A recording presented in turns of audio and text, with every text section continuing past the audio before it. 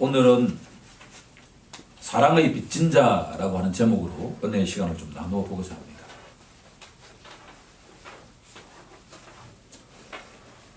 우리나라에 전설처럼 들려오는 한 이야기가 있는데, 이 시대 초창기에 아주 믿음이 좋은 권사님이 계셨는데, 이분이 어느 순간부터 필사를 하기 시작했습니다. 성경 전체를 모두 필사한다는 게 참 쉽지 않죠. 처음 필사를 마치고 난 뒤에 성경 전체가 무엇에 대한 이야기인가 누군가 질문할 때 하나의 단어가 떠올랐습니다. 그 단어가 바로 사랑이라고 하는 단어입니다. 두 번째 필사할 때부터 성경 말씀을 읽을 때마다 태초에 하나님이 천지를 창조하시니라 라는 말씀도 하나님의 사랑이다라고 하는 것을 깨달았습니다. 음란하고 이 죄 많은 세상에서 우상 숭배하는 아브라함이라고 한 노인을 하나님께서 택하시고 부르신 것도 사랑이다라고 하는 것을 알게 되었고, 하나님의 하나뿐인 예수님을 이 땅에 인간의 몸으로 보내신 것도 하나님의 사랑이다라고 하는 것을 깨닫게 되었고, 더구나 요한계시록에 나오는 것처럼 때가 되면 새 하늘과 새 땅을 창조하실 텐데 그 모든 것들이 하나님의 사랑이 아니라고 한다면 불가능하다는 것을 깨닫게 되었다. 저 개인적으로 보더라도 믿음이 참 중요하지 않습니까? 그죠? 개신교의 전통 속에서는 이신층이 믿음으로 구원을 받는다라고 하는 것이 근본적인 교리이기 때문에 가장 좋아하는 것은 믿음이라고 하는 단어라고 생각했는데, 교회에서 믿음이 참 좋다라고 하는 이야기는 많이 듣지만 사랑이 참 많다라고 하는 이야기는 듣기가 어려운 것이 현실 아닙니까? 그런데 이번 설교를 준비하면서 지난주도 마찬가지지만 저 개인적인 마음속에 기독교 신자의 마음속에 근본적인 단어가 무엇인가라고 한다면 믿음이 아니라 사랑이다라고 하는 것을 깨닫기 시작했습니다. 하나님의 섭리는 참 놀라운데 1703년도에 하나님께서 영국에 한 영혼을 태어나게 하셨고 미국에도 한 영혼을 태어나게 하셨습니다. 1703년도에 영국에 태어난 분이 누구냐 그러면 감리교를 창시하신 존 웨슬리 목사입니다.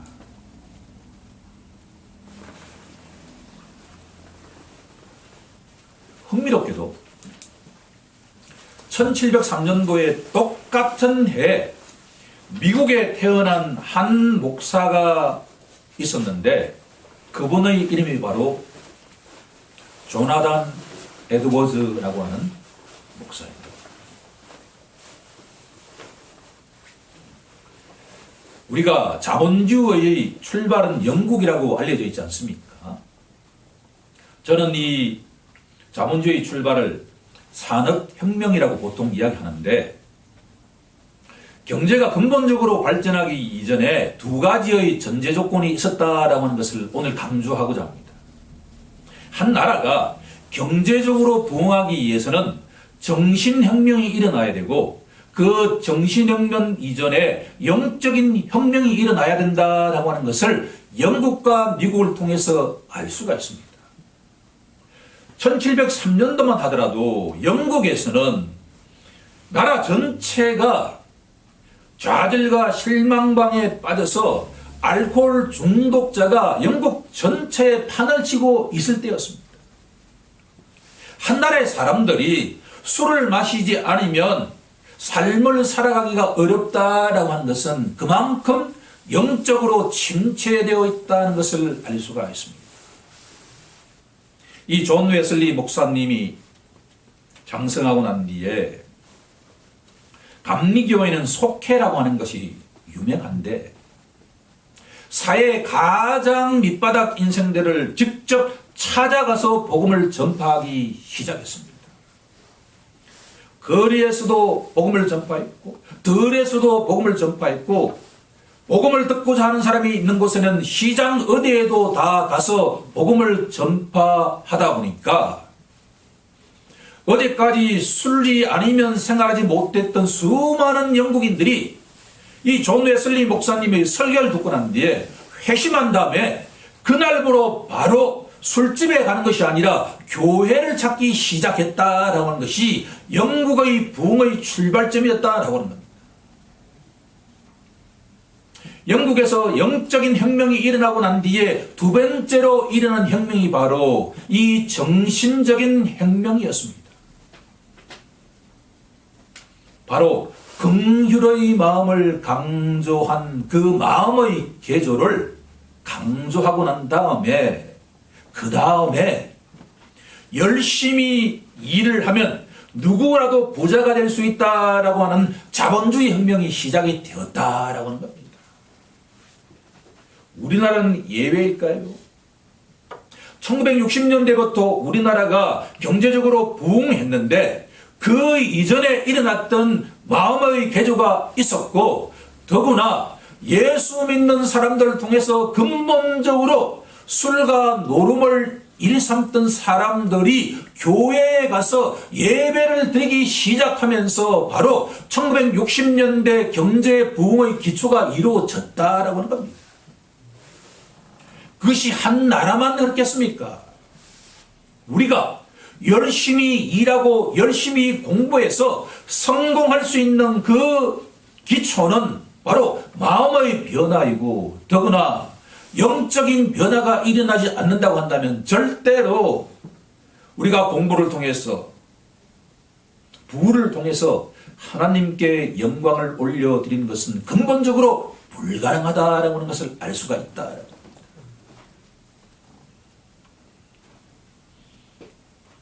조나단 에드워즈 목사님의 책이 참 많은데 그 가운데 사랑이라고 하는 책이 있습니다.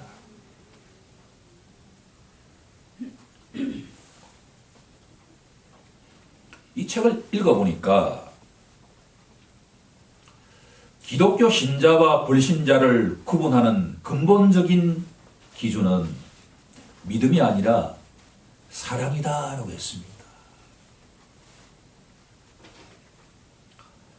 예수 믿는 자인가 그렇지 않은가를 보면 교회에 가는가 가지 않는가가 중요한 것이 아니라 사랑이 있는가 사랑이 있지 않는가로 구분되어야 된다는 글을 읽고 난 뒤에 무릎을 치지 않을 수가 없었습니다. 참 이 책이 쉽지 않은데 여러 차례에 걸쳐서 제가 시도했는데 그다지 내용은 똑같은데 내 마음속에 감동적으로 다가오지 않았는데 이번에 그 책을 새롭게 읽으니까 신자와 불신자의 기준이 사랑이다라고 하는 이 말씀이 새롭게 다가오기 시작했다.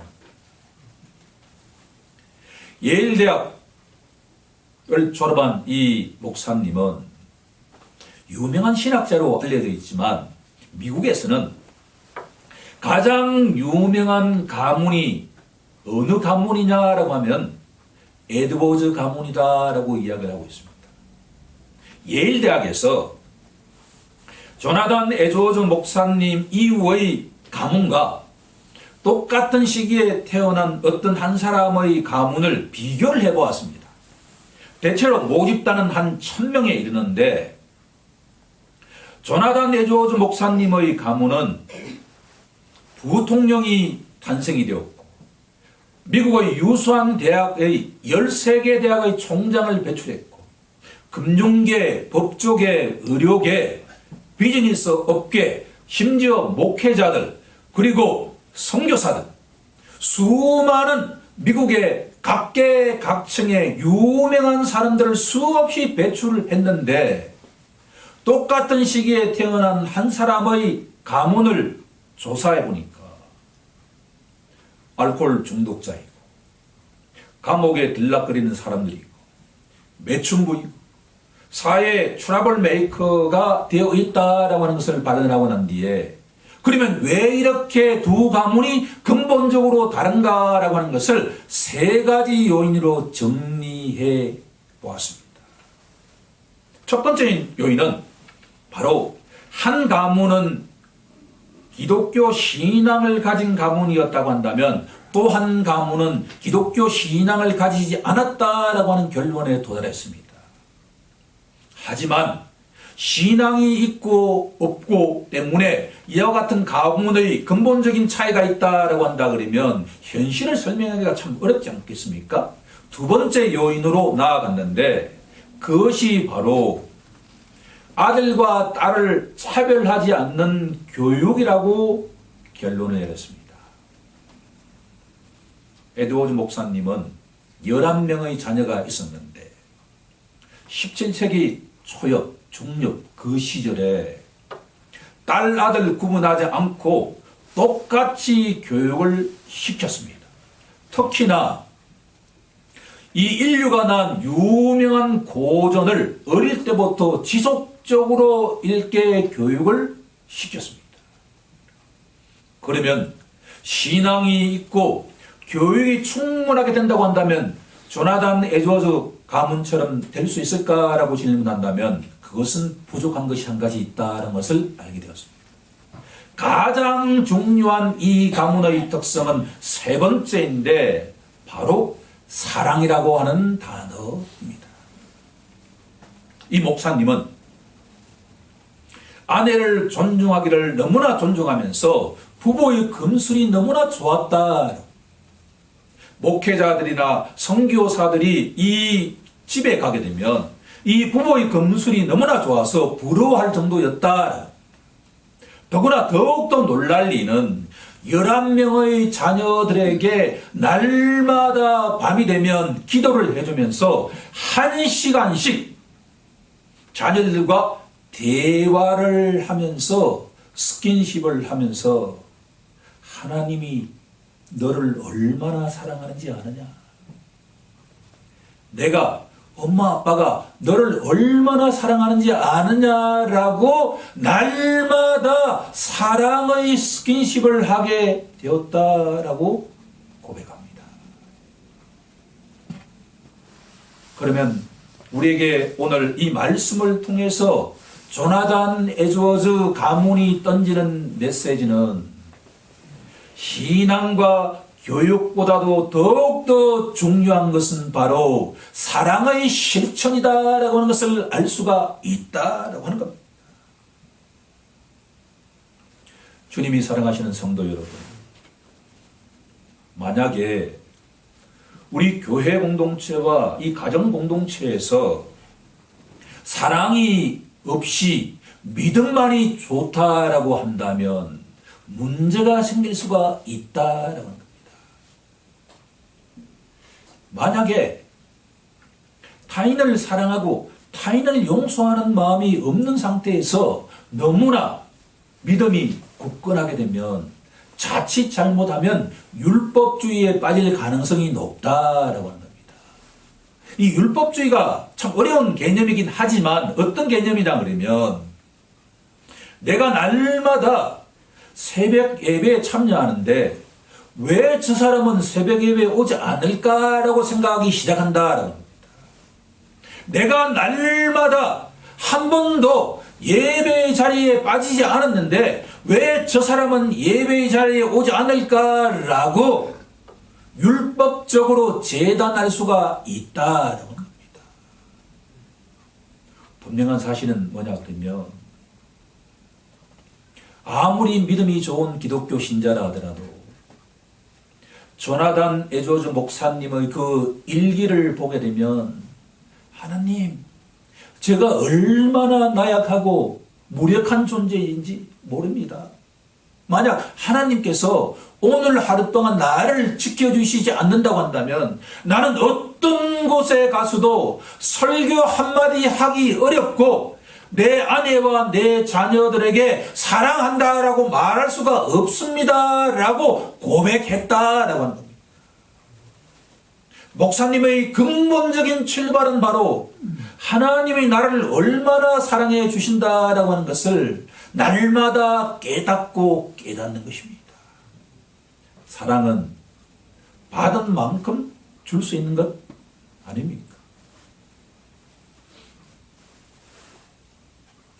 오늘 본문의 말씀을 통해서 하나님께서 우리 각자를 얼마나 사랑하시는지 그 사랑의 마음을 우리 각자가 날마다 깨닫길 간절히 축원합니다.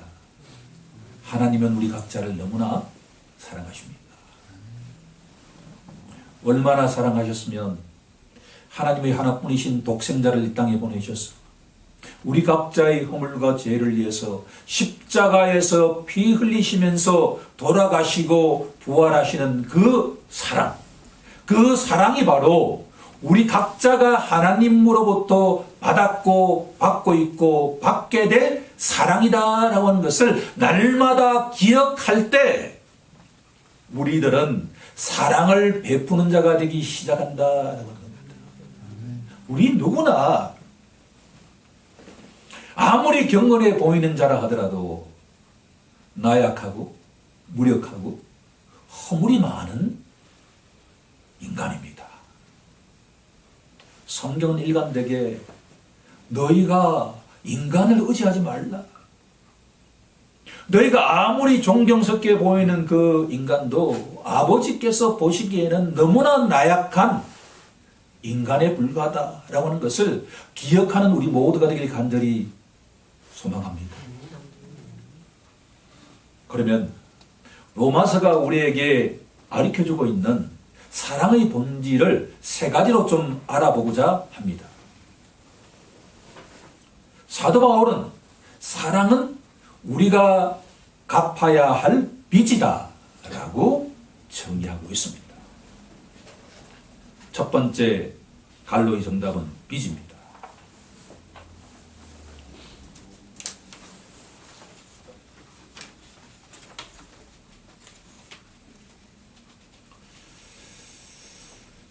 제가 20대 중력 대학에 시간 강사를 하고 이럴 때 경제적으로 부유하지 않죠. 마이너스 통장을 한번 이렇게 써본 적이 있습니다. 처음에는 그 마이너스 통장이 나의 필요를 갚아주고 해서 참 유익했는데, 그런데 플러스가 되기 근본적으로 어렵다라고 하는 것을 알게 되었습니다. 어느 인생이나 마이너스 통장을 쓰기 시작하면 플러스 인생이 되기 어렵다라고 하는 것을 그 당시에 깨달았습니다. 개인적으로 너무나 감사하게 몇 년 지나고 난 뒤에 그 모든 것들이 해소가 되었지만, 우리가 빚이라고 하는 것은 갚아야 되지 않습니까? 하나님의 사랑은 우리가 갚아야 할 빚인데 10,000달란트에 해당되는 빚이기 때문에 우리가 근본적으로 갚을 수가 없습니다.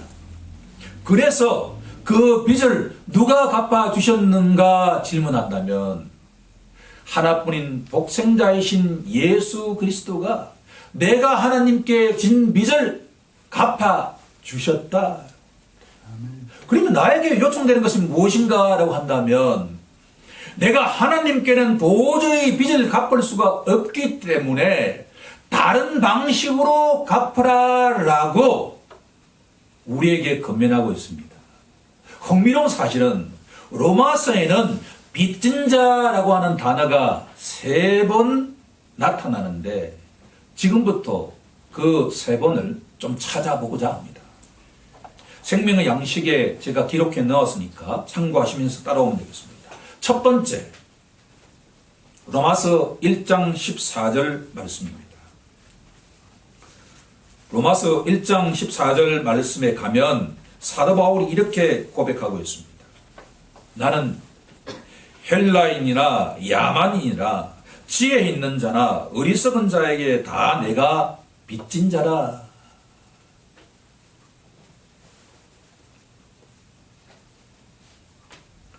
기독교 신자는 10,000달란트에 해당하는 빚을 탕감받은 자인데 예수께서 나의 빚을 갚아주셨는데 내가 어떻게 빚을 갚는 자가 되어야 되는가 하면 예수 믿지 않는 자들에게 복음을 증거하는 것으로 빚을 갚아야 된다.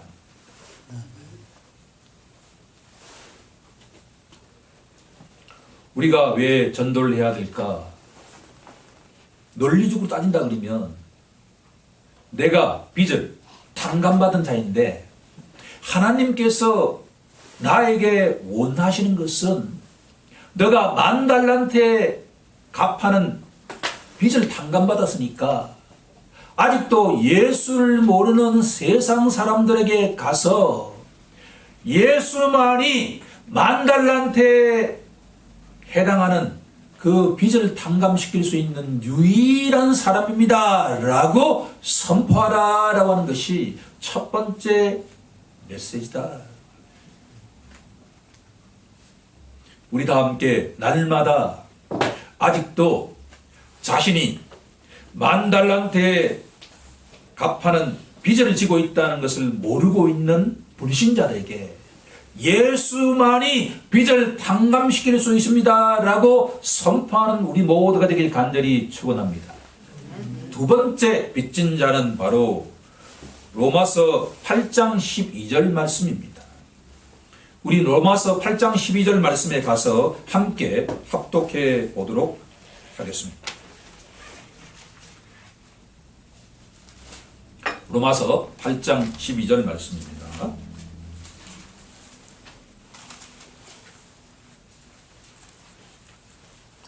시작. 그러므로 형제들아 우리가 빚진 자로되 육신에게 져서 육신대로 살 것이 아니니라. 빚진 자라고 하는 단어가 두 번째 나오죠. 첫 번째 빚진 자는 불신자들에게 우리가 복음을 증거해야 된다라고 하는 내용이라고 한다면, 두 번째 빚진 대상은 누구냐 그러면 성령님께 우리가 빚지고 있다라고 합니다.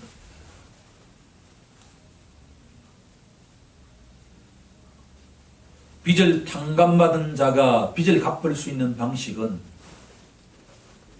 거룩한 삶을 살아갈 때 우리들은 빚을 갚기 시작한다. 저는 이 말씀을 묵상하면서 너무나 감사했습니다. 너희가 날마다 거룩한 자가 되어야 한다. 이 말씀에 순종한다고 하는 게 얼마나 힘들지 않습니까? 그런데 논리적으로 볼 때 우리가 거룩한 삶을 살아가야 하는 것은 성령님께 빚졌기 때문에 그 빚을 갚아가는 과정이다라고 로마서는 우리에게 가르쳐주고 있다라고 합니다. 우리가 날마다 거룩한 삶을 살아가면 살아갈수록 빚을 갚아가는 자가 된다라고 하는 것을 기억하는 우리 모두가 되길 간절히 축원합니다. 세 번째 빚진 자라고 하는 것이 바로 로마서 13장 오늘 본문 8절 바로 위에 있는 7절에 나와 있는 내용입니다. 7절도 우리 다 함께 합독해 보도록 하겠습니다. 시작. 모든 자에게 줄 것을 주되 조세를 받을 자에게 조세를 바치고 관세를 받을 자에게 관세를 바치는 두려워할 자를 두려워하며 존경할 자를 존경하라. 한글 번역에는 빚진 자라고 하는 것이 안 나와 있지만 바로 모든 자에게 줄 것을 주되 줄 것이라고 하는 단어가 원어에는 바로 빚진 자라고 하는 단어입니다.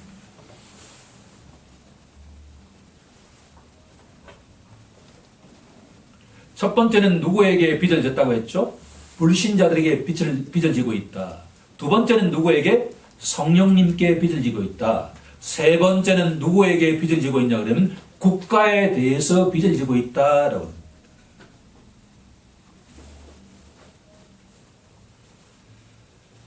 기독교 신자들은 조세를 자발적으로 나빠하는 것과 같은 시민이 되어야 된다라는 것이 로마서를 통해서 우리에게 주시는 교훈입니다. 참 쉽지는 않죠. 누구나 모든 사람들은 국가에 세금 내는 것을 빼앗긴다고 생각하기 때문에 적게 내려고 하는 것이 인지상정이죠. 하지만 우리 그리스도인들은 국가에 대해서도 빚진 자이기 때문에 자발적으로 우리가 소득이라든가 재산 가운데 세금을 헌신하는 것과 같은 마음이 일어나길 간절히 축원합니다. 자, 그러면 두 번째 내용은 뭐냐 그러면 사랑은 율법의 완성이다라고 합니다.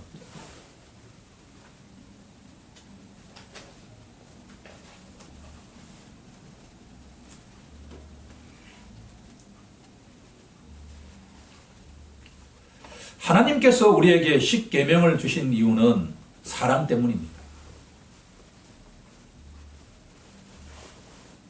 하나님의 사랑으로 용서받고 구원받은 기독교 신자들은 하나님의 말씀대로 살아가는 자입니다. 하나님께서 10가지의 계명을 주신 것은 우리들을 저 영원한 천국으로 인도하시기 위해서 주셨다라고 합니다. 십계명 말씀을 딱 요약한다 그러면 하나는 하나님을 사랑하는 것이고 또 하나는 이웃을 사랑하는 것 아닙니까? 우리가 이웃을 사랑해야 되는 근본적인 이유는 바로 하나님으로부터 사랑을 받은 자이기 때문에 이웃을 사랑하는 자가 되어야 된다라고 하는 내용입니다.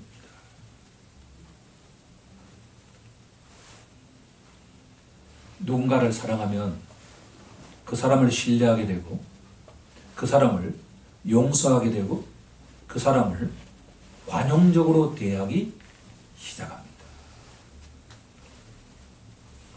아까 우리 담비자매가 대표기도를 할 때 참 기분이 좋았는데 그 가운데서도 특히 우리 덕성교회가 참 사랑의 공동체가 되게 하심에 감사하다는 것과 같은 기도가 너무나 공감적으로 다가왔습니다. 사랑의 공동체는 우리 지체들을 관용적으로 바라보는 공동체입니다. 그 지체가 어떤 잘못을 범했더라도 나에게 다른 어떤 생각을 표현한다 하더라도 관용적으로 인내하면서 대하는 공동체가 바로 사랑의 공동체입니다. 사랑은 용서의 공동체이고 사랑은 함께 기뻐하고 함께 슬퍼하는 공동체입니다. 만약에 우리가 옛사람대로 살아간다 그러면 다른 사람이 슬퍼할 때 절대로 함께 슬퍼할 수가 없습니다. 더욱더 어려운 것은 다른 사람이 기뻐할 때 함께 기뻐한다는 것은 옛사람이 아니라 하나님의 영이신 성령이 아니라고 한다면 절대로 함께 기뻐하고 함께 슬퍼한다는 것은 근본적으로 불가능하다라고 결론을 내릴 수가 있습니다. 우리 모두 하나님의 그 계명을 기쁜 마음으로 받아들이는 우리 모두가 되길 간절히 축원합니다. 마지막 세 번째, 사랑은 이웃에게 악을 행치 않습니다.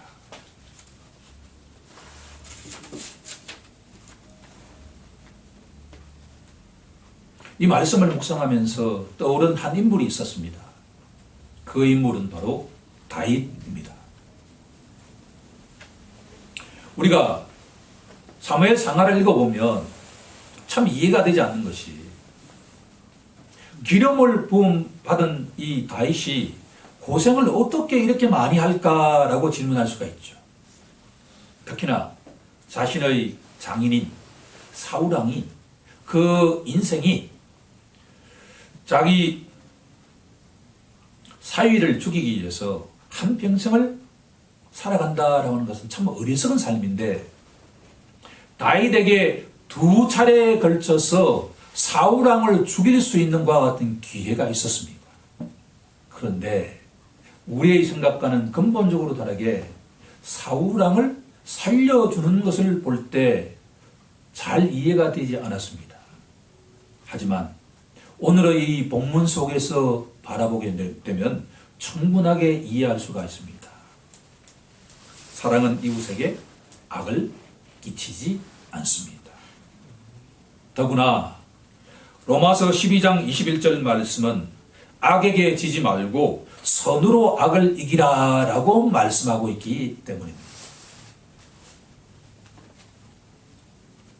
다윗이 사울왕을 살려줬던 근본적인 이유는 사랑 때문입니다. 한 영혼을 사랑하기 시작하면 하나님의 형상을 닮은 자, 하나님께서 기름 부은 그 왕을 내가 죽일 권한이 없다라고 하는 것을 깨닫게 되기 때문입니다. 사랑은 원수를 사랑하라. 이 말씀을 실천했던 주인공이 바로 다윗이다라고 하는 것을 알 수가 있습니다. 이제 말씀을 정리해 보고자 합니다. 로마서를 통해서 우리에게 주시는 말씀은 사랑은 우리가 갚지 않은 빚인데 동시에 사랑은 율법의 완성으로 이끄는 힘이고 또한 악에게 지지 않고 선으로 악을 이기는 그와 같은 능력이다라고 하는 것을 알 수가 있습니다. 다가오는 한 주 동안에도 우리 모두 주님이 주신 그 사랑으로 서로 용서하고 서로 포용하면서 악에게 지지 않고 선으로 악을 이기는 우리 모두가 되길 우리 주 예수 그리스도 이름으로 간절히 축원하옵나이다. 아멘.